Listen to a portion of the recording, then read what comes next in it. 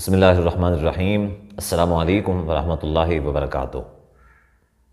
میرے وہ بھائی اور وہ دوست جن کے اندر کوئی ایسی بری عادت یا پھر کوئی ایسا گناہ پایا جاتا ہے جس کو وہ ترک کرنا چاہتے ہیں لیکن ترک نہیں کر سکتے، چھوڑنا چاہتے ہیں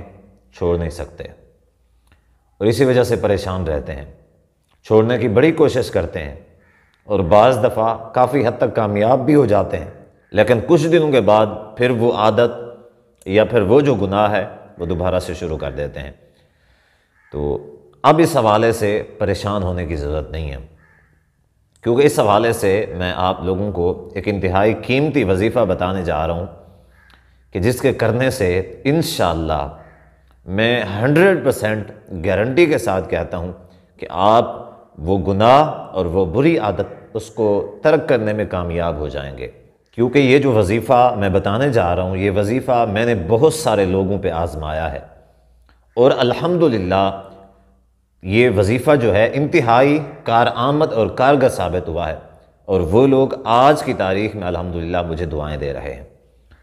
وہ وظیفہ یہ ہے کہ لا حول ولا قوت الا باللہ، لا حول ولا قوت الا باللہ۔ یہ جو وظیفہ ہے اس کو اس طریقے سے کرنا ہے کہ وہ جو عادت یا وہ جو گناہ ہے جس کو آپ ترک کرنا چاہتے ہیں اس کو ذہن میں رکھ کے یہ وظیفہ کثرت کے ساتھ پڑھنا ہے، اور اس کے پڑھنے کا کوئی بھی وقت مقرر نہیں ہے، ہر وقت پڑھنا ہے،